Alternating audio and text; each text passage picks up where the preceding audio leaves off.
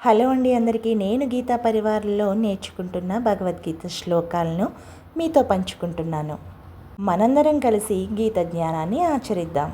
అందులో భాగంగానే భక్తి యోగం కంప్లీట్ చేశాను. ఇప్పుడు 15th చాప్టర్ పురుషోత్తమ యోగం స్టార్ట్ చేస్తున్నా.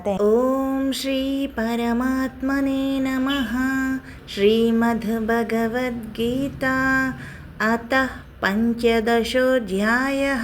శ్రీభగవానువాచ ఊర్ధ్వమూలమదః శాఖम् అస్వస్థం ప్రాహురవ్యయం ఛందాంసి యస్య పర్ణాని యస్తం వేద స వేదవిత్. ఈ శ్లోకం అర్థం ఏమిటంటే, శ్రీకృష్ణుడు ఇలా అన్నారు: ఈ ప్రపంచాన్ని ఒక అశ్వత్థ వృక్షంలా చూడాలి.